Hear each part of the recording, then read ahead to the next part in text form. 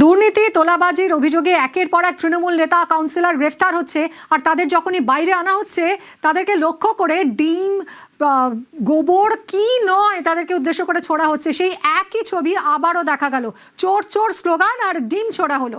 ধৃত টিএমসি কাউন্সিলরকে গতকালই হাওড়া থেকে গ্রেফতার করা হয় ব্যারাকপুর পুরসভার 18 নম্বর ওয়ার্ডের কাউন্সিলর নওশাদ আলমকে।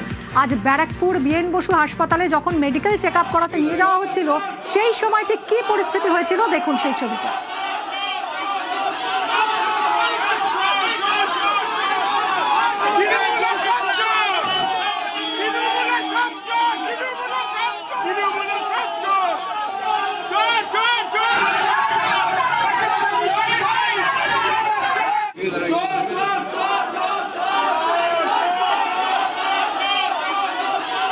কথা বলবো অরুণ, আমাদের প্রতিনিধির সঙ্গে। অরুণ, আবারও ক্ষোভের বহিঃপ্রকাশ। একদমই তাই। দেখো, এই ব্যারাকপুর পৌরসভার যে 18 নম্বর কাউন্সিলর নওশাদ আলম, তার বিরুদ্ধে কিন্তু অনেক অভিযোগ ছিল। সে এখান থেকে পালিয়ে কাশ্মীরের দিকে যাচ্ছিল, কিন্তু হাওড়া স্টেশন থেকে তাকে গতকাল পুলিশ তাকে গ্রেফতার করে নিয়ে আসে। আজকে যখন তাকে মেডিকেল করবার জন্য ব্যারাকপুর বিএন বসু হাসপাতালে নিয়ে আসা হয়, তখন ওই এলাকার মানুষ জানতে পারে তাকে নিয়ে আসা হচ্ছে। বহু পুরুষ মহিলা সেখানে উপস্থিত হয় এবং তাকে ঘিরে প্রথমে চোর চোর স্লোগান, তারপর এলো পাথারি, চতুর্দিক থেকে কিন্তু ডিম ছোড়া হয় তাকে লক্ষ্য করে। এরপর পুলিশ কোনোরকমে তাকে বাঁচিয়ে নিয়ে তাদের হেফাজতে নিয়ে যায়। আজকে তাকে ব্যারাকপুর আদালতে তোলা হচ্ছে। এই ঘটনায় এলাকার মানুষের ক্ষোভ, দীর্ঘদিনের ক্ষোভ ছিল তার প্রতি। তাকে হাতের সামনে পেয়ে এইভাবে তাকে ডিম ছুড়ে প্রতিবাদ করা হয়। আরো একবার শুনবো, তুমি আমাদের সঙ্গে থাকো, ফিরছি আরো একবার দেখবো ঠিক কি পরিস্থিতি হয়েছিল।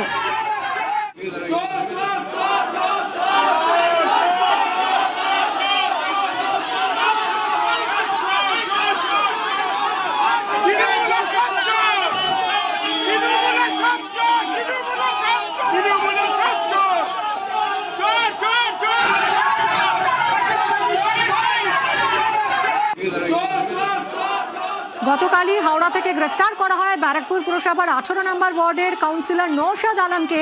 আর আজ যখন তাকে ব্যারাকপুর হাসপাতালে, বিএন বসু হাসপাতালে মেডিকেল চেক আপ করাতে নিয়ে যাওয়া হচ্ছিল, সেই সময় ঠিক এইরকম একটা পরিস্থিতি হলো। চোর চোর স্লোগান, ডিম ছোড়া হলো। কথা বলবো, অরুণ রয়েছে সঙ্গে। অরুণ, কি অভিযোগ রয়েছে এই নওশাদের বিরুদ্ধে যে এভাবে ক্ষোভ উগড়ে দিলেন মানুষ? দেখো, যখন ব্যারাকপুরের যে বিধায়ক যিনি ছিলেন রাজ চক্রবর্তী, তার ছত্রছায়া থেকেই কিন্তু এই নওশাদের বিরুদ্ধে অভিযোগ। সমস্ত টিটাগড়ের ওয়াগান থেকে শুরু করে বিভিন্ন জায়গায় কেউ ফ্ল্যাট করলে বা কেউ কিছু হাত দিলে সে তার কাছ থেকে তাকে তোলা দিতে হবে, এমনটাই কিন্তু অভিযোগ তার বিরুদ্ধে অনেকদিন আগে থেকেই ছিল। রাজ চক্রবর্তী কাছের লোক ছিল বলে জানা যাচ্ছে। তারপর যখন রাজ চক্রবর্তী বিধায়ক পদ চলে যায়, সেই নওশাদ আলমের বিরুদ্ধে বিভিন্ন মানুষের ক্ষোভ উঠতে পড়ে। এরপর ব্যারাকপুর পৌরসভা থেকে তিনি কিন্তু পদত্যাগ করেন কয়েকদিন আগে। কিন্তু এই ঘটনার পর থেকে তিনি পলাতক। তিনি কাশ্মীরের দিকে পালিয়ে যাচ্ছিলেন বলে জানতে পারা যায়। সেখান থেকে পুলিশ, টিটাগড় থানার পুলিশ তাকে হাওড়া স্টেশন থেকে গ্রেফতার করে এবং ব্যারাকপুরে নিয়ে আসে। তাকে টিটাগড় থানায় নিয়ে এসে তাকে যখন মেডিকেল চেক আপ করতে যাওয়া হয়, তখন এই ধরনের ঘটনা ঘটে। প্রচুর লোক সেখানে জমা।